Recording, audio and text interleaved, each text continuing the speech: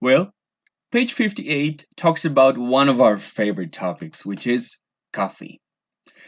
There is a website that's about coffee. Specifically, this website is about Cafe Bread. And they have an article saying 5 reasons why Costa Rican coffee is the best one. And let's talk about a little bit about each one of them and very quickly. The first reason is that bad coffee is literally against the law. Many years ago, Costa Rica prohibited the planting of bad quality coffee beans. So we have very good coffee in our country. The second reason is that our tropical paradise isn't just good enough for vacation. It's ideal for coffee beans. Hey, remember that we live in a tropical country and we have a very convenient weather for planting almost any type of plants. Reason number three is that coffee is hand picked. We know how to pick them. Amazingly, humans can have a better eye for picking coffee. So it's kind of interesting, like that all these experience that people have when picking coffee is what gives coffee the best quality because they pick the best grains. The fourth reason is that we have not one, but eight coffee growing regions. Yes, eight different regions where coffee is planted, and the coffee that is harvested in each of the regions tastes differently. And the last reason is that good beans are good for the environment. Basically, what they want to say is that Costa Rica, we are an environmentally friendly country. So every single time that you help a country like us, you are helping the environment. Page 58 talks about coffee, but well, it's not about Costa Rican coffee. Page 58 talks about the Colombian coffee. Yeah, it's not about the Costa Rican coffee, but it talks about coffee anyway, so it's a good topic to talk. The name of this article or the headline of this article is Juan Valdez brews up a plan.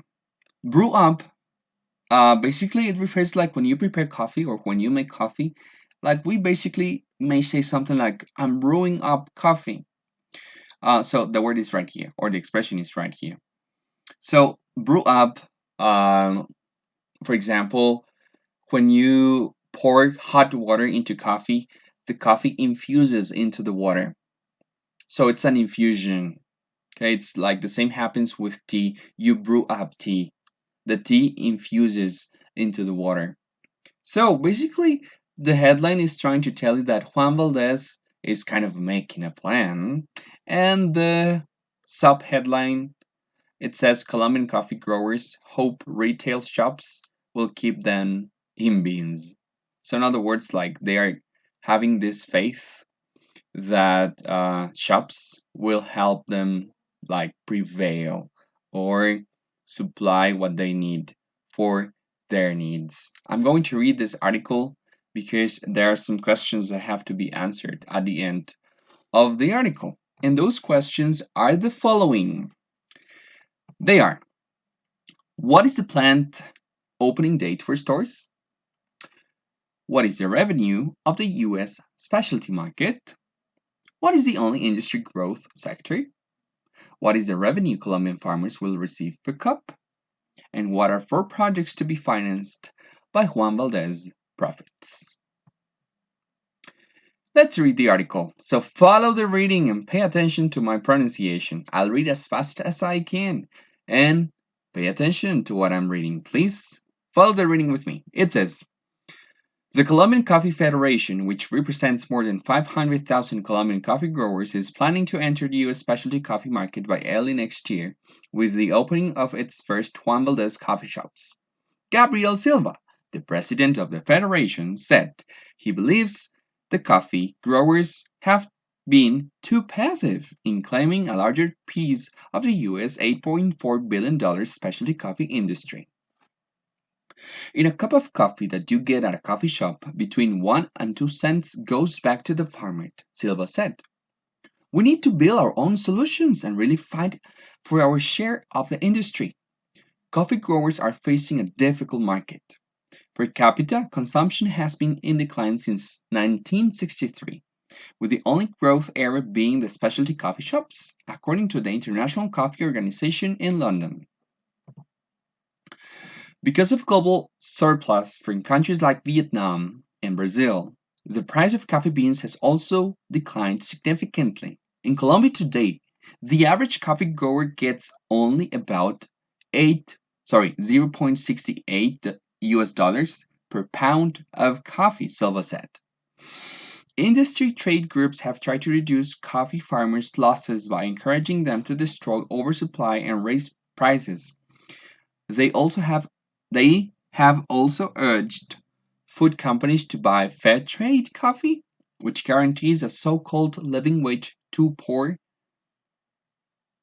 coffee producers in developing countries. By selling their own coffee at their own coffee shops, the Federation plans to return between uh, 0.04 US dollars and 0.05 US dollars. So basically, it's from 4 to 5 cents for each cup of coffee sold. Each of the Federation's farmers will also have an ownership stake in the shops, Silva said. The profits from the retail operation will go back to the Federation, which said it would put marketing dollars into the Juan Valdez brand and work to improve Colombia's coffee growing regions by building access roads, schools, health centers, and housing. It's certainly interesting, John Glass, a restaurant analyst at CIBC World Markets, said of the plan. All right, now it's your time for answering to each one of these five questions. And after you have answered those five questions, take the quiz. See you next time.